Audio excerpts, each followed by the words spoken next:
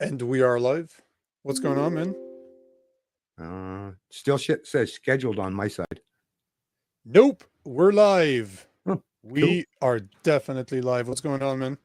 Excellent, Nico. Really appreciate you having me on your show, man. I know this has kind of been fast coming at us. We're all kind of coming together here in a short time frame, but so far I've been really excited about the kind of people that I've been linking up. And you're one of the best ones that I've been kind of anxiously waiting to talk to. So whatever you want to talk about, like I say, I'm all game for it. Yeah, man. I don't want to say what we're talking about just yet. It's not ready for public consumption just yet.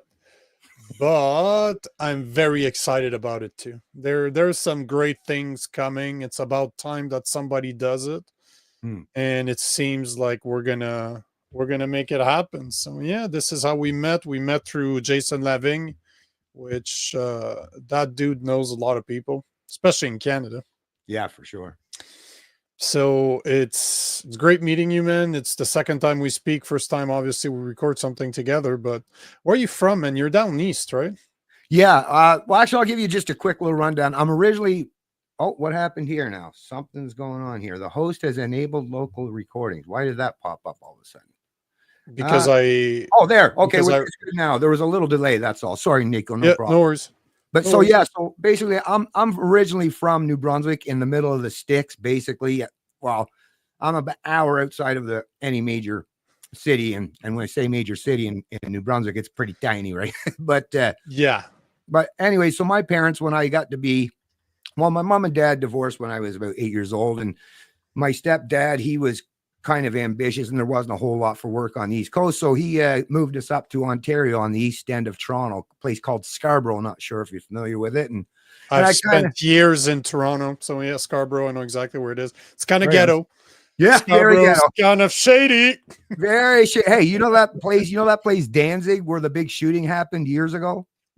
No, not I didn't live in Scarborough. I was in Mississauga. So okay, well, basically this next street over, yeah, that's where I grew up. Actually, it's where I met my wife. It's actually quite a wild thing, because I was 12 years old when they moved us up there, and I mean, it was already a different kind of school of hard knocks, because I come from a poor family and like I say, rural New Brunswick. So I already had my own kind of school of knocks in the rural sense, and then I moved up and they threw me to the dogs in Toronto.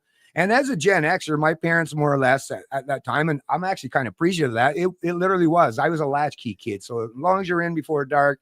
So I basically got to do whatever I wanted. And there was some pretty precarious situations, I will admit, growing up in the East End and in the getaway type of area. But what I realized, that how that's all come to pay forward today, is not only I like to read, I like to learn, I like to get intellectual at times, but what I consider my strongest point is what you would call street smarts. And I think that's the thing that actually I gained the most skills in terms of, because I did have to navigate through life in some precarious situations, had to learn to problem solve. I've built engines. I even taught myself.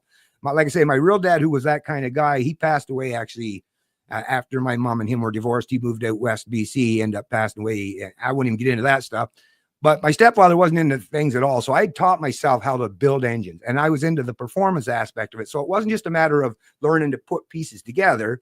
I had to actually learn to think outside the box. That's one thing that comes with when you're building performance or doing anything that's not already been done, is it does really sharpen and hone your thinking skills and your problem solving skills. And I think that's kind of helped contribute to kind of get me to the point where I am today, where I'm doing things that's completely different. I would have never thought when I was a kid, if someone had told me you're going to be on doing live streams and talking about politics and philosophy, but somehow, some way, and we talked about this before, I am a believer. I come from a Christian background, and I will just say one thing. Hey, the Lord works in mysterious ways, right?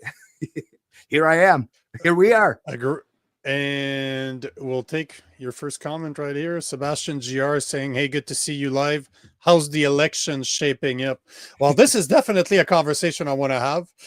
This is, yeah, you know what? That's on you. I don't know where Sebastian's from. I don't know if you know him personally, but how is the election shaping up? That's a rabbit hole of a question that I wanted to approach. So you know what? Go.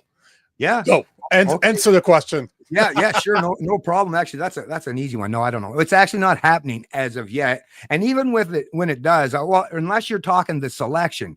So let's actually, that's the thing. Clarity of language gives clarity of thought. So Sebastian, if you're talking about the installation of Mark Carney, well, once again, I would call that a selection, not an election, because none of us, in case you haven't noticed, actually got to have any say in that, right? That's the crazy thing about the way this whole thing's worked. Yeah, go ahead. He's not even he's not even elected on the MP level.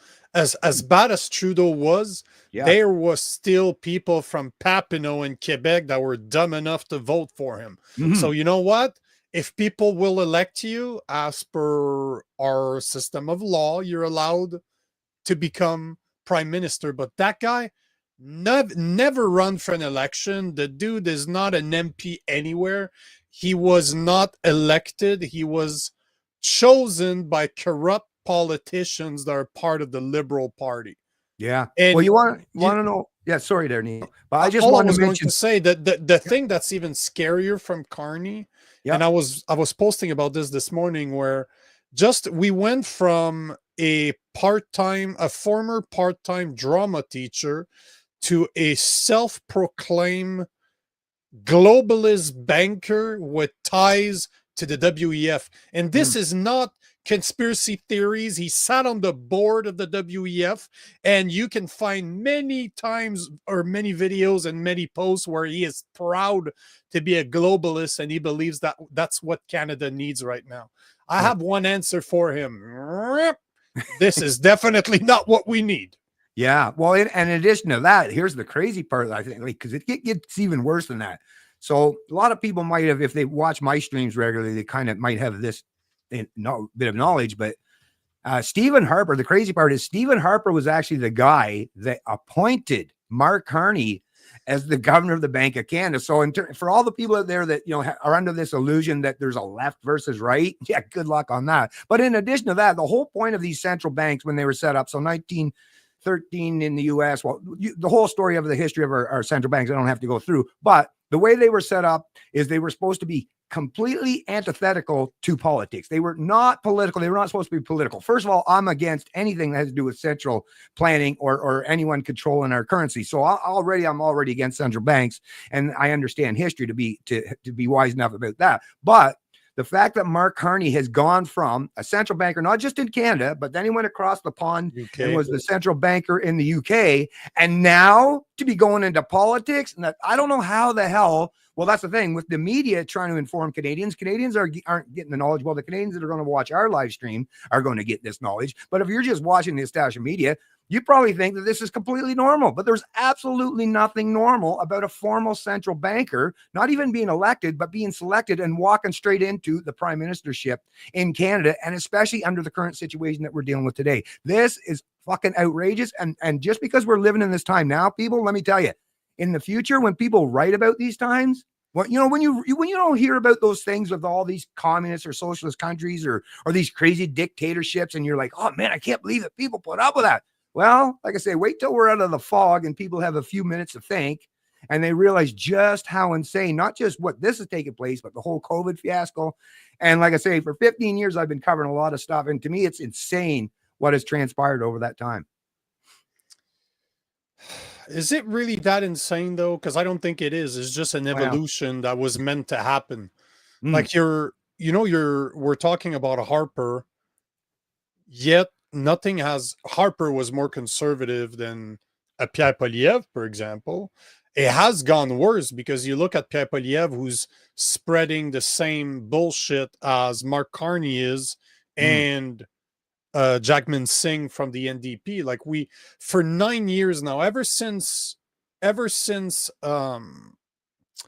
last conservative government in Harper 9 years ago, we've been handcuffed and controlled and held hostage by an NDP liberal association. So they kind of fucked us for the past 9 years. And now go to the Pierre Poilievre's conservative page, and if I remove the name, I remove the colors, could you tell the difference between him, Mark Carney, and Jagmeet Singh? You can't. We Not really. literally have a uniparty right now, especially in the way that they want to handle the tariffs. The three of them are for dollar tariffs, and they all have that really cool wording about using the proceeds of those tariffs in order to help the workers. Yeah.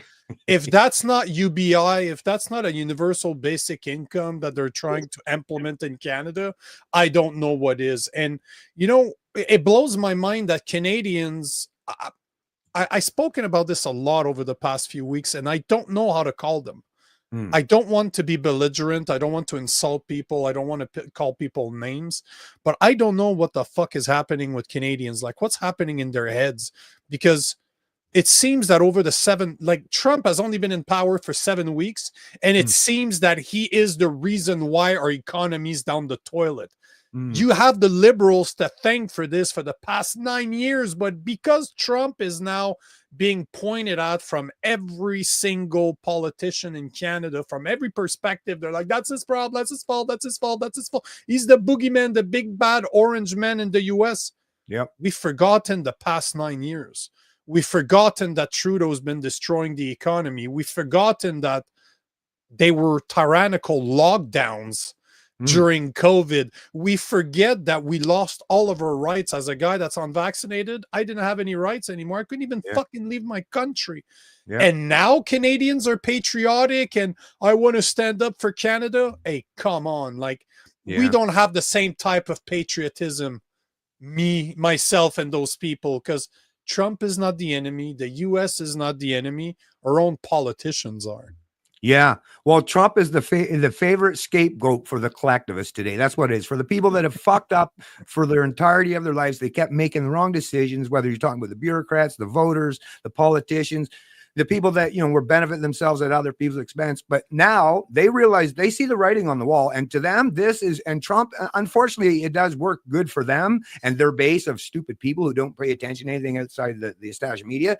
But it does work for them because they get to point now to Trump, just like before. Before that, it was COVID, man. It was COVID was the big issue. There's always some scapegoat or boogeyman or external threat. And that's kind of very Machiavellian. That's, if you understand the way this kind of works, fear is amazing tool to use to control people, and Trump just actually perfectly fits that bill. But like you were saying, in terms of the unvaccinated, I know exactly what you're saying, because not only am I unvaccinated, my entire family is unvaccinated, and we all went through, like, as you know, and you experienced yourself, a literal hell. And to me, it was different because when you see things that are happening online, it's like, okay, it's in the abstract, people don't see, but that I experienced this, my family experienced this in real life. And to me, it was mind numbing, because we've all seen the meme that are spread around.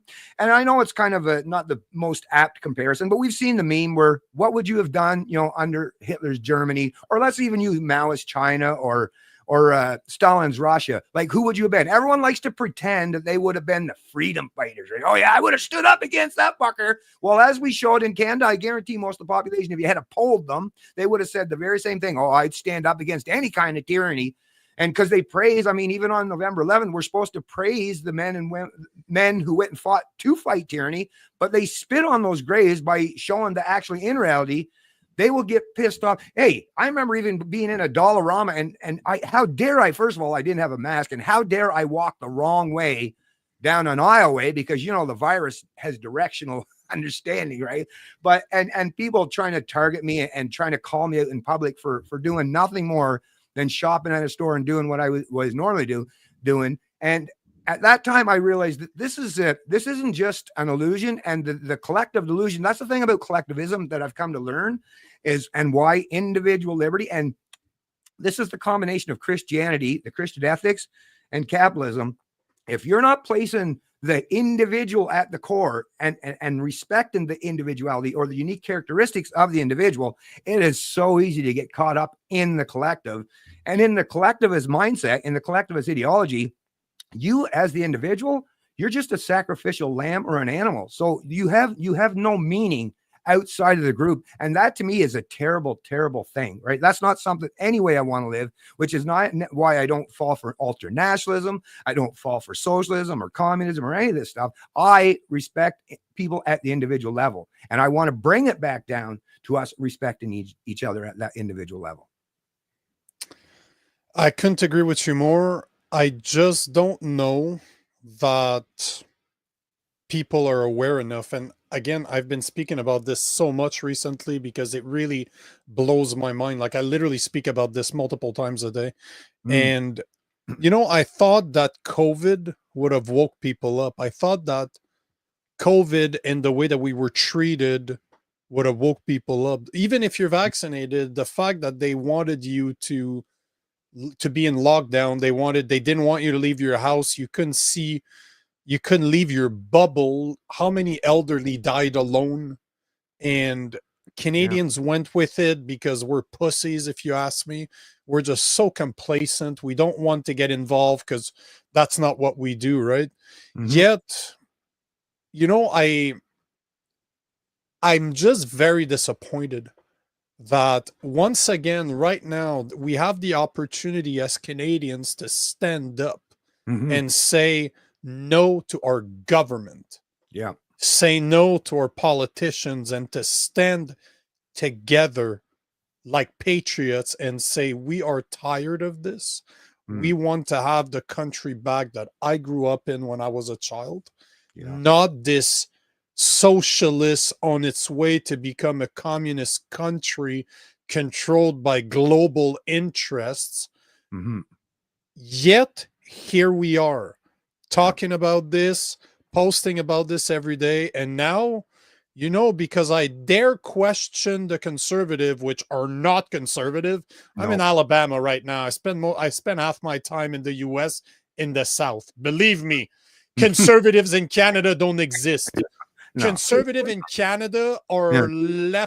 are leftists like the Democrats in the US. There's no difference. And I would argue that some Democrats in the US are a lot more conservative than our Canadians. Yeah. Yeah. But I don't know for you, but what do you think it's gonna take Well, let for me just, Canadians to wake up? Do you or you know what? Let me rephrase that. yeah. Do Yeah. you even think that it's possible for the vast majority of Canadians to wake up, or Yep. is it too late for Canada? Nope. For the older people, for the boomer generation, most of them are set in their ways. There's very, very little hope for those people, especially the ones who are reliant on government, and they've kind of got themselves in that trap. And some of them have done it on purpose, some of them just by accident of the trade or the profession they went in. I'm not saying all boomers are terrible, but for as a generalized statement, that particular lot, it's pretty much most hope is lost. But for successive generations, I mean, as a Gen Xer, and then the millennials, my sons are millennials, and then the Gen Zs are coming up.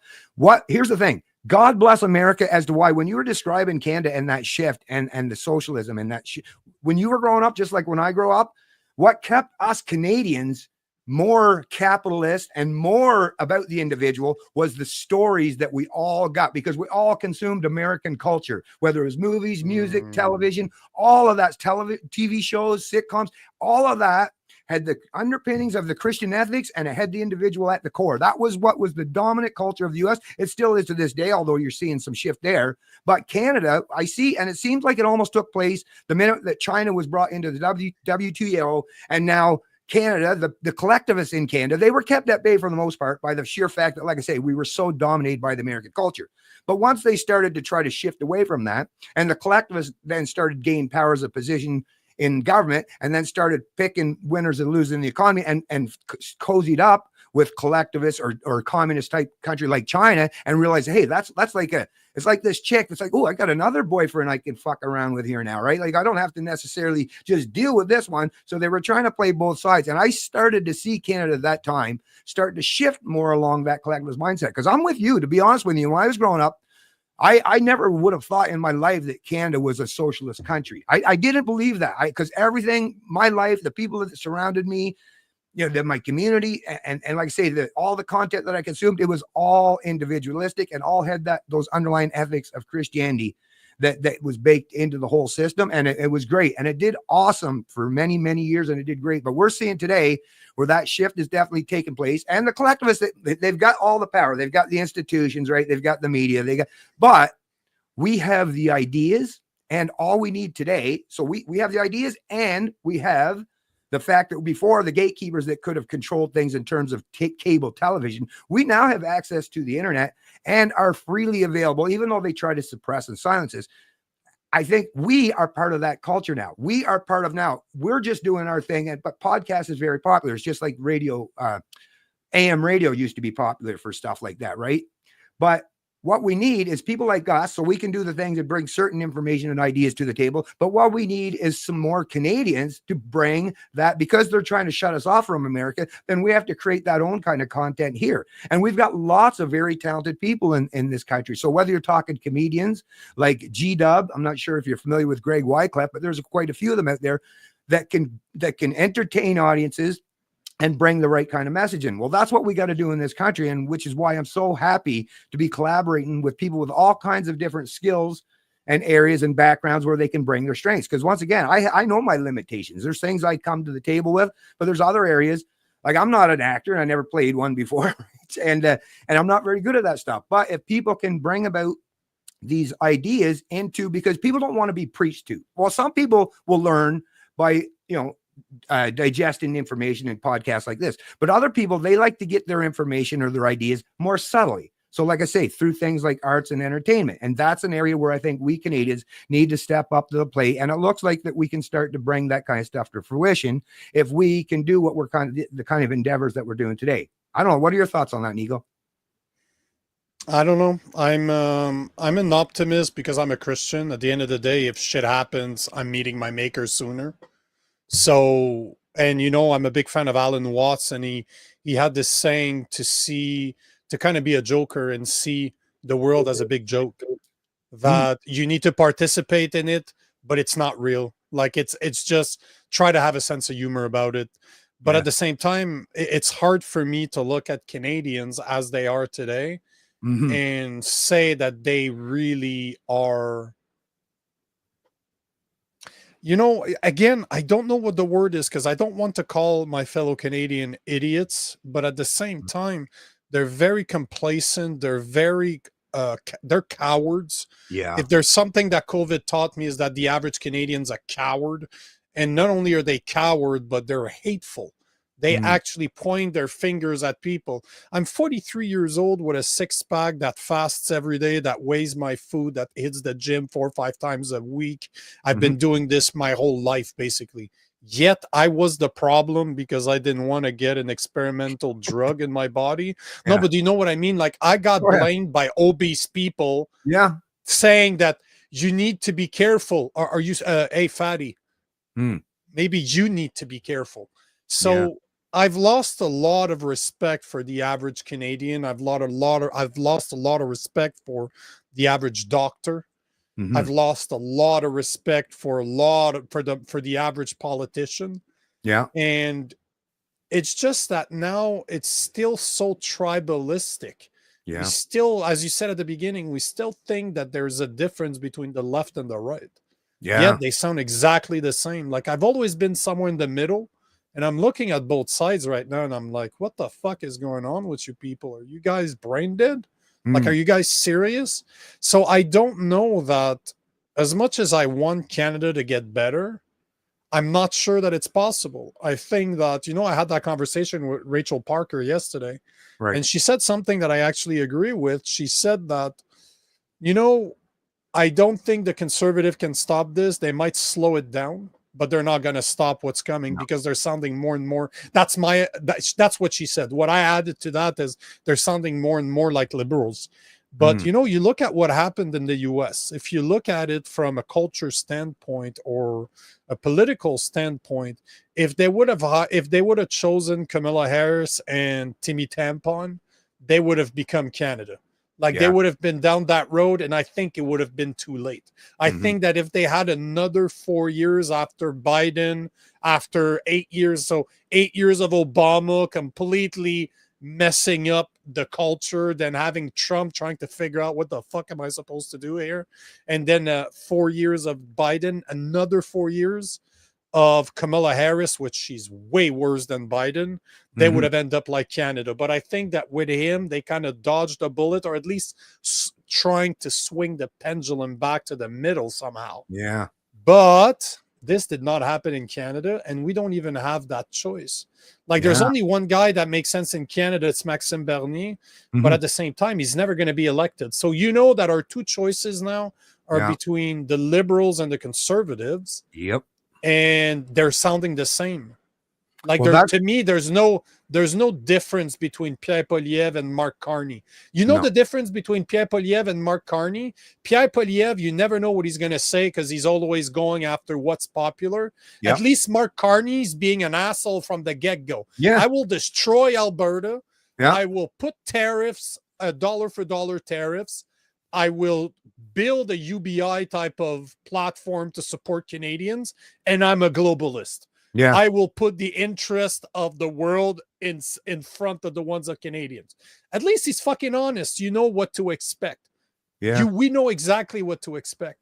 Well, before we continue, though, hold on. Yeah. I need to take some of the questions because we Sure. have a bunch of comments here. Yeah. So will Mark Carney be calling the election from London or from Paris next week? You know what, Sebastian? I got a surprise for you. The elections are not coming anytime soon. Yeah.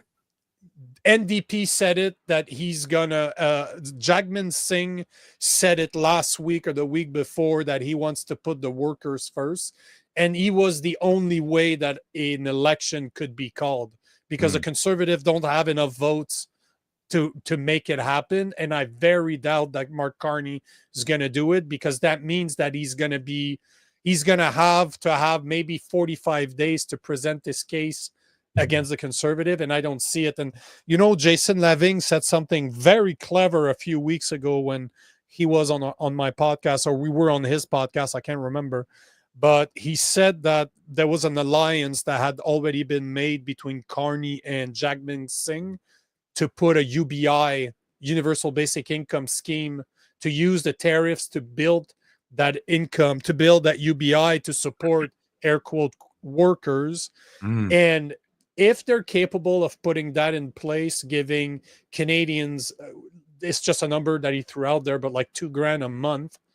Yeah. How are they? They're gonna buy the elections. You let people get used to receiving $2,000 a month, then try to be a Conservative Party running on a platform that says, "I will remove the $2,000 a month." You're never gonna win that fight. And not only that, but if they don't go the Conservative route and say we need to stop this because we are destroying the little bit left of our economy, he's going to split the party apart. If he doesn't take a Conservative stance, he will alienate his Conservative base and the people in his party. So chances are, if he runs with the Liberal, he's going to destroy his party. If he doesn't run with the Liberal, he's going to destroy his party. It's messed up. It's very interesting, the times that we're in. So Sebastian, I wouldn't hold my breath on an election. I definitely wouldn't. I don't know what you have to say about this, but I know. Well, I wouldn't hold on my breath. No, well, let me just say, you were talking about the UBI. I'll just say this. Well, first of all, it already got passed. I think it made it to second reading before they called the election, and they were already trying to put that in the works. And in reality, CERB was the dry run for a 100%. UBI. And you know how quick that happened? 9 million Canadians jumped at the opportunity to get that $2,000 a month. Now you got to think about, in terms of the demographics, in terms of what if there's 27, let's say 27 million, I believe at that time, or 26, 27 million Canadians that would be eligible to work. But then you got to strip out the people who are, already making money in excess of that, or we're in a situation that they could work from home. So if you strip out even a third of that, that basically tells you that almost half of the adult working population who were under that threshold, or in that threshold in terms of monetary compensation, jumped at the chance to get their UBI and would have. How many did you say? How many did you say? How many Canadians? 9 million. 9 million Canadians took CERB. Yeah. Now we know there was, we don't know exactly, but we know there was definitely, a portion of that was scams, but 9 million, I think it was 8.9 to be exact. If you put 8.9, it might actually come up in a search for you or something. But yeah, there was literally basically 9 million Canadians that took CERB during COVID. And it was, to me, it was, like I say, it was a perfect example of that dry run. And what it does, it just creates another floor for central bankers and central planners, just like the minimum wage. It just creates another floor where they can go on another big spending spree, and you'll have a little reprieve, but it'll be temporary, because very soon, just like with the minimum wage, you'll see that the prices will go up to reflect that. So no matter how high it, yeah. So no matter how high, you could at some point in time, you'll be the point where you're giving people $5,000 a week, but the prices then will be what? $1,000 for a loaf of bread. This is what happens. Like I say, and take it from me as just a Gen Xer. And I listened to stories from my grandmother from when she was a kid, which is only 2 generations removed from me, where they could go to the store and buy things in pennies, people, pennies. Yep. Right. So now as a Gen Xer, we're even comfortable with going to the store and spending $20 on, well, not me, I don't smoke anymore, but people will spend $20 for a pack of cigarettes. Right. That's the craziness. And that's the insanity of inflation. Yeah. And those are taxes, most of them.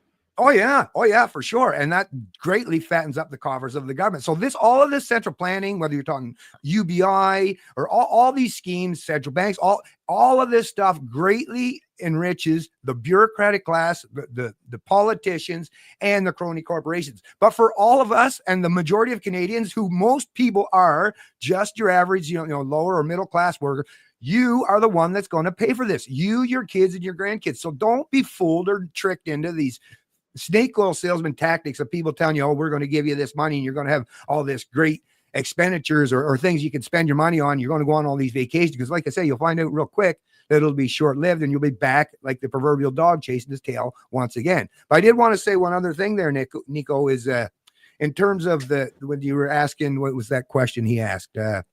Mark Carney.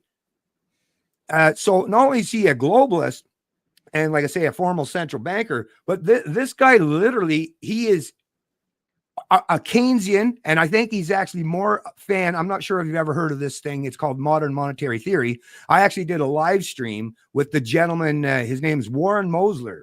Shout out to Warren. He was at least gracious enough to have me, or I had him on my show, and we had a talk. It was fairly cordial, but he's basically one of the minds behind what's called MMT, modern monetary theory. Now, Keynesian economics was basically where the central banks, where you can print money, but even John Maynard Keynes himself said, like after the war, is when you have all these people, millions of people that need work, the government can print money, although they don't actually print money, they buy bonds and all that stuff, and they do what's called quantitative easing. But what you do that is you stimulate the economy in the interim to get everyone back to work, to get everyone's anger subdued. And then you pay that back afterwards, right? With all that increased productivity. But what we're dealing with today is there is no such thing. There is no market corrections. There is no paying back. There's nothing. So now what we're living is modern monetary theory, which is basically you're just constantly kicking the can down the road. So right now we've probably, based on our debt levels and deficits, we've probably enslaved at least 3 generations that had no say in any of this, just to pay this stuff off, right? At any reasonable time frame. But at this point, as the spending increases and they use the central bank and the printing presses to basically keep playing this game, is how many generations? Like how far are we going to go into the future? And well, here's the other thing. At some point in time, even if it's not us, at some point in time, future generations are going to wise up, and there's going to be a lot of pain and reckoning going down the road. And it's going to happen to people that had nothing to do with this. So that's why I think it's important for us today. And I'm glad to see, and you're Nico, you actually are a Gen Xer too as well. And I think that's where the buck stops here. I think we are one of that generation that was very dominated with that kind of American exceptionalism and capitalist culture. And I think we are the true leaders of liberty in the 21st century. Now, I'm not saying that we're the only ones and that we got the monopoly on it, but we're actually in that right position in our mind, in our place in terms of our economics. We're usually fairly settled at this age we're at now, if you've done the right things anyways. But I think we are the people that really need to be leading this. And as you're seeing, in America, a lot of the people who are leading the roles of trying to push back against this stuff are Gen Xers. But we in Canada, we're going to have to replicate that kind of stuff. And we got to, and not just us, like I say, I want to reach out to younger generations like the millennials and the Gen Zers, because I see these people are being the ones going to pay even a much higher price than we have. But we have to combine and come together and figure out a way to get this stuff, sorted out so that we don't have to worry about, even more generations being economically enslaved. You're a very, very optimistic individual. I got to tell you that. I agree. Sebastian is saying COVID didn't wake people up. It put them to sleep. It's true. Like. Yep, a vast majority. It's too hard of a pill to swallow to admit that your government doesn't like you. That's Mm, a very hard pill to swallow for most people. yeah. Kevin Hazelwood is saying people are NPC characters for the most part, sheeple. Mm, I'm I'm hoping that NPC means non-playable characters, as in yeah. one like as in games. Hmm. So I would agree with you. They're definitely not alive. At least they're just alive, not conscience. Like they're not Yeah. conscious at all. Yeah. Um, Sebastian is saying they have set a precedent of total control with the pandemic, and they can now use any excuses they want. You Mm. know, I played. Do you know the guys from Blender News, the Canadian, their duo? They're two guys from Canada. I think they're from Toronto. I have I actually. I've watched a few of them. Yeah. so I interviewed one of those guys. They're brilliant. They're brilliant. Their Excellent. content is very serious though. But Yeah. all to say that they released a video 2 days ago. They were talking about the Ontario government is allowing a class suit against the Freedom Trucker, the organizers of the Freedom Truckers, and the people that gave money to the cause. $260 million class suit from the residents of Ottawa that believed that they had their rights taken away because people took control, because people protested. So they Mm, are going after individuals that gave money. So mm, we basically have the Ontario government that is allowing a class lawsuit to go against individuals because the government did not like what people did. So we are in the face of a very dangerous precedent mhm, that could literally stop people in the future from protesting, and they're not even arresting you. They literally will go, they will freeze your bank accounts just like Trudeau did under emergency measures. mhm, And then they will tell you that, you know what? If you want to protest, it's your choice, but we might go after your assets. mm. This is Canada for you. So, as much as I know that, like Sebastian is saying, that they set a precedent of total control with the pandemic and they can now use any excuse they want, he's absolutely right because it's right there. And we're not even under an emergency right now. Literally 2 years, 3 years later, people are still complaining, saying that it cost them money to have the truckers do that. But you know what, man? If you're gonna live downtown Ottawa, right across the parliament, guess what, asshole? Shit's gonna happen. People are gonna protest there. You Yeah. don't want that? Live in the fucking woods like I did, you idiot. See, Yeah. those people are idiots. Yeah. Those people are like, I want to live downtown Toronto, but I want to pay for a 2-bedroom apartment the same price I would pay in the woods.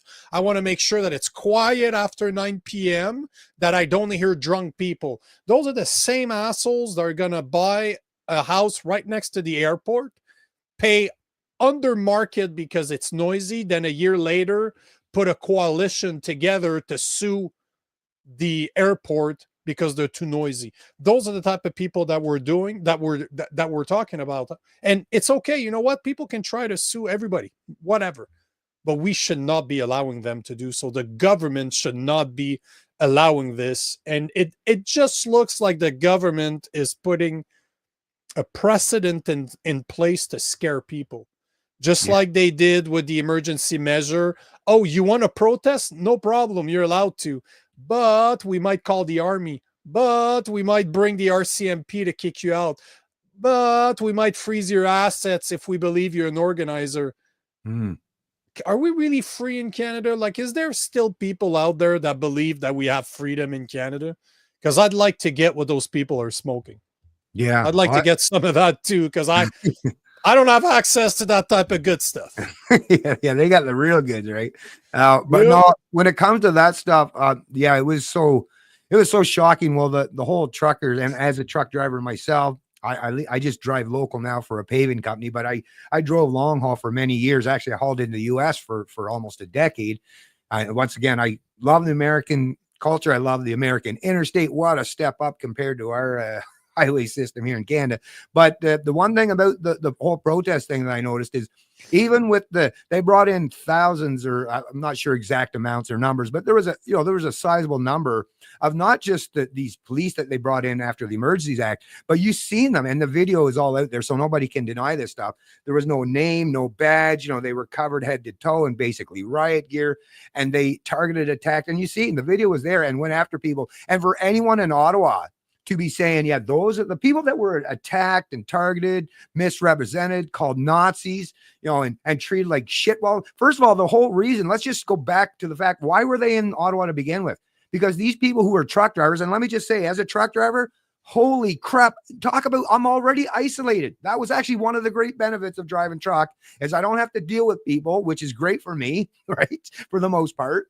So actually, you are actually already, your whole job is basically social distancing. All right. It's isolation. Sometimes it gets quite lonely, actually, but that is literally, it comes with your job, pays pretty decent for doing that. But the fact that they want to mandate, which is to force people, because obviously the people hadn't chosen to take the vaccines up to that point as a truck driver, well, they weren't going to. But the fact that you were now going to force them or coerce them into taking the vaccine, and for what reason? Once again, these are people who have very minimal interactions with people. So that kind of tyranny, and the fact that they ended up in Ottawa, and the fact that people took it on their own dime as owner-operators, some, maybe a few were company drivers, but a lot of these people were owner-operators that put their entire business, their livelihood on the line to drive all the way to Ottawa to show that, no, we're going to stand up in defiance. And which is something I never witnessed as a Canadian in my entire life. And I was so proud to see that, holy fuck, I guess there is a little bit of something. And at least some Canadians that, yeah, if you push them far enough, that niceness comes off. And I'm very happy to see that, because a nice guy isn't necessarily a good guy, right? And I was really proud to see that the Canadians and the Americans were kind of cheering us on, but they actually stood for something, and it was to stand for freedom. It was to stand against coercion.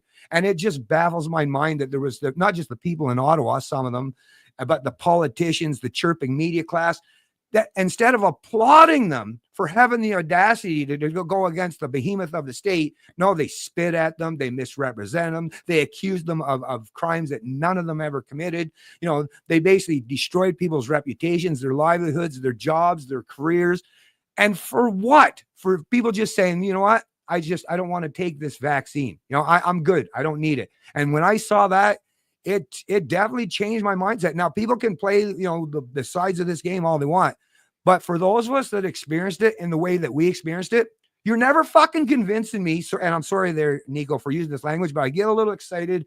I've dropped a lot of F-bombs since the beginning. You're not hurting my feelings, bro. See, fuck.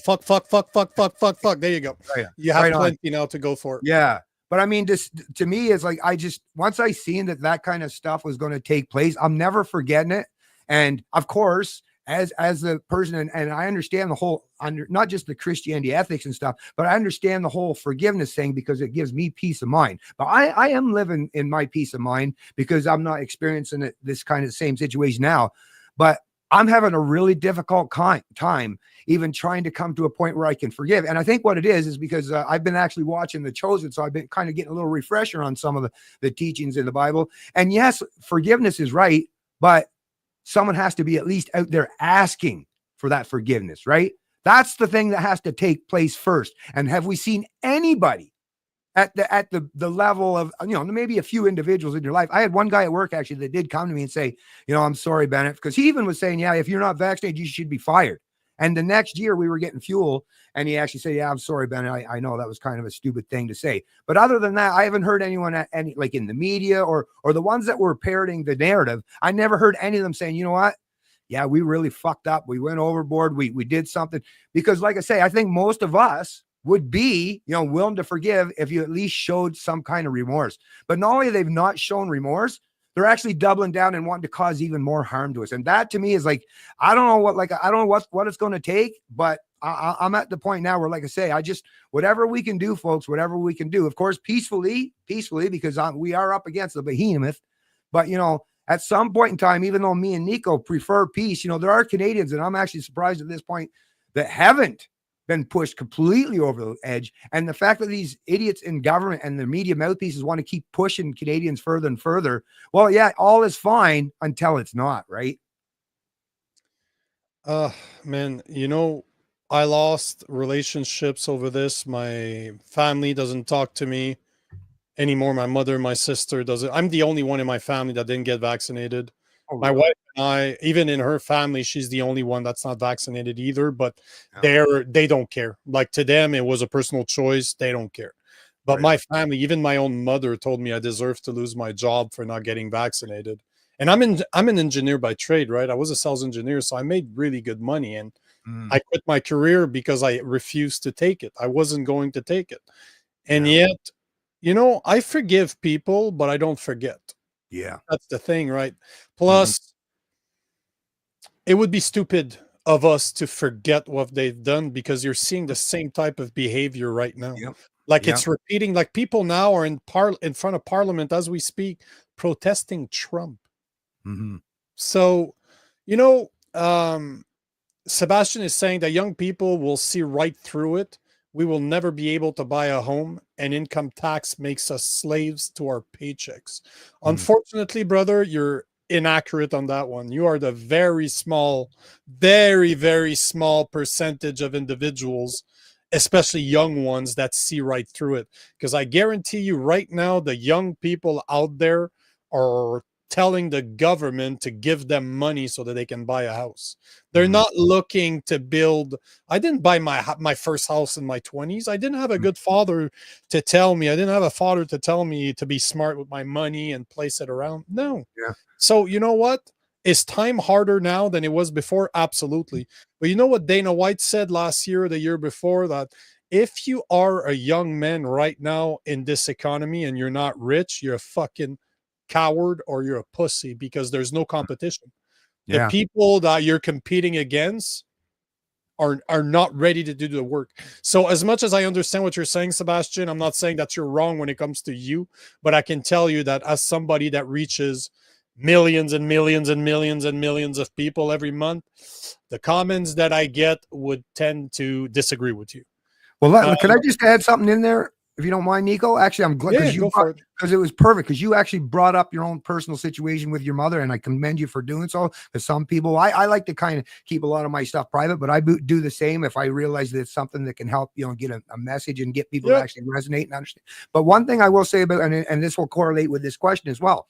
Yes, you're right, Nico. There's a lot of young people who are in that situation, but just like with you and your family, and me and with mine and everyone else out here, because what we're talking about when we're talking about the people that are targeting us, a lot of the times it's an uncomfortable thing to admit, but a lot of the times, yes, it's people that are in our own family, it's people that are in our own community. So how do we change things?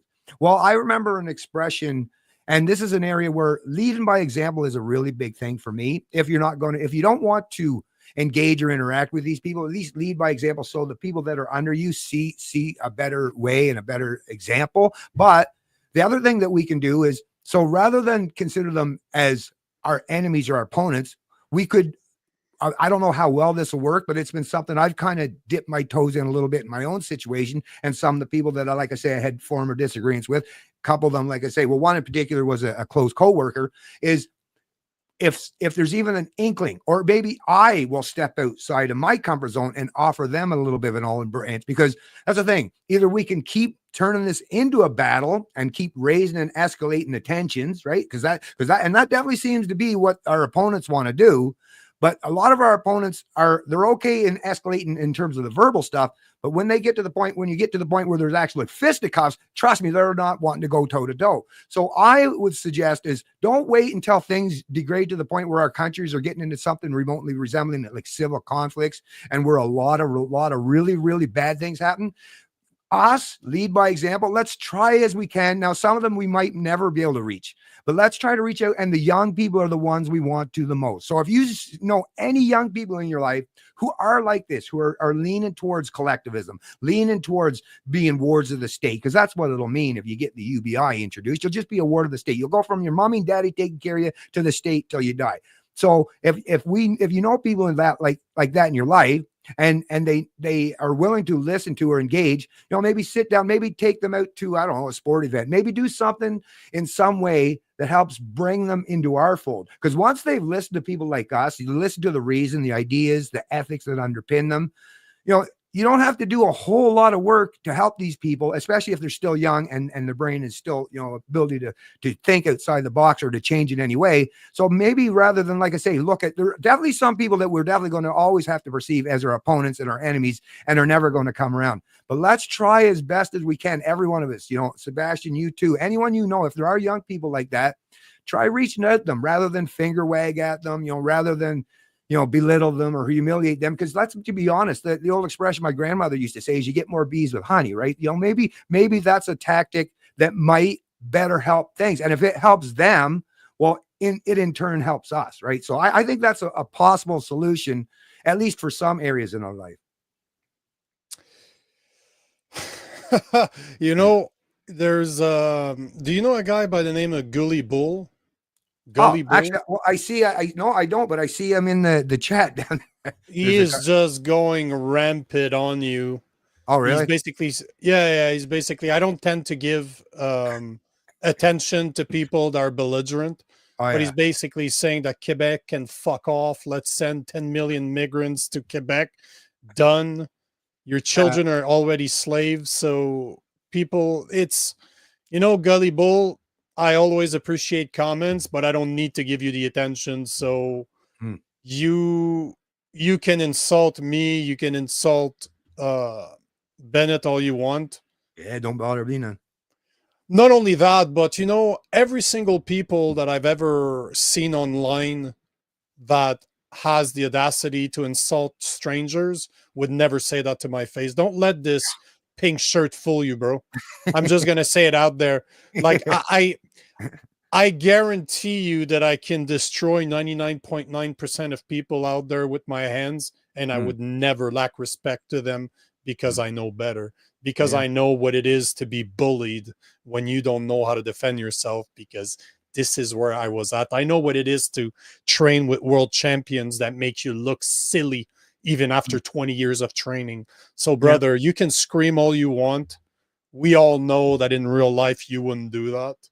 So thank you for the comments, but it's not very impressive. So, well, actually, I'm glad you mentioned that too, Nico, because that's the thing that I've noticed with the people that are kind of, I don't really say aside, but the people who are the staunch defenders and fighters of freedom, they typically, and I can count myself in that, are the kind of people that walk softly but carry a big stick. I never, and you can talk to anyone that's ever known me, I never look for a fight. I prefer to enjoy. I'm into racing. I'm a big time. I'm an adrenaline junkie. I have been for most of my life. I love that kind of stuff. So I've never been into like even fighting. I did take judo when I lived in Toronto at the Boys and Girls Club for a couple of years because my mother in my teenage years thought it was a good idea. And actually, it actually turned out pretty good. But I don't have much in terms of official training. But once again, I have street smarts, and I've been in enough fisticuffs, and I've been knocked out and knocked down and stuff. So I have that kind of rigidity and that resolve. But to me, I don't look for a fight. But anyone that, and once again, you can confirm by anyone that's ever dealt it, if you bring it my way, you're going to fucking regret it. And it doesn't even mean that I'm going to win every time, but I'm going to make you regret you ever want. But that's the difference between us and it seems like our opponents. They're using the state. They offload, just like with their personal responsibility in life, they offload that to the state, right?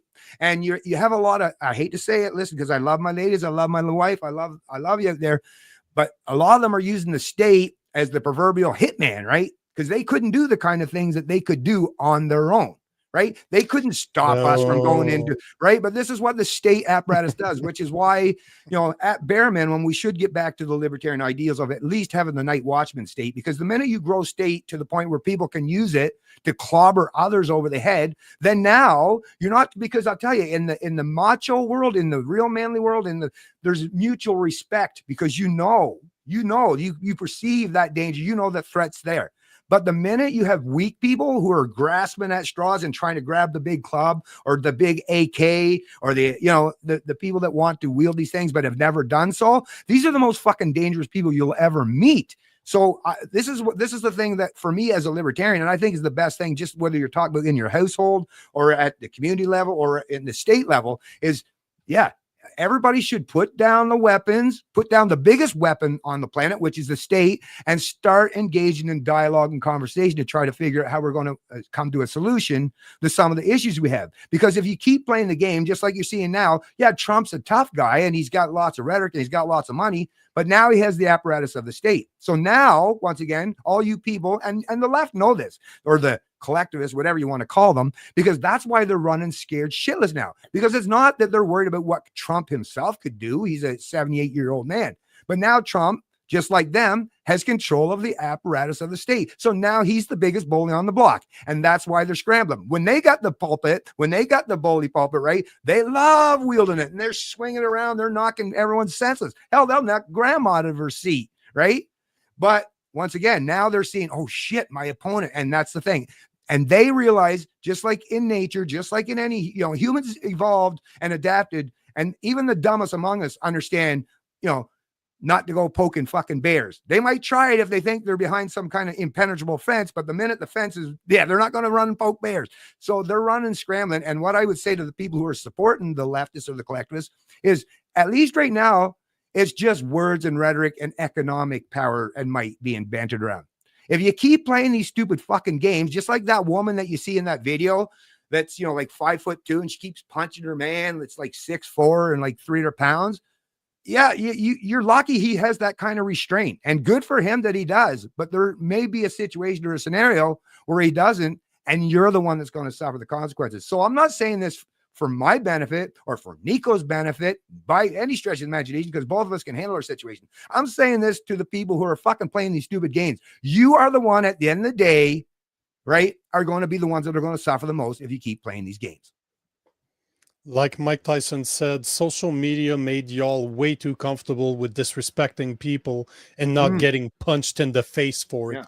Yeah. And, this is why people had duel before. This is why the expression a polite society is an armed society. Yeah. When you know that there's consequences to your actions, when you know that, the guy that you're going after right now might turn around and knock you out or shoot you or chop your head off. You tend to be a lot more polite, right? So yeah.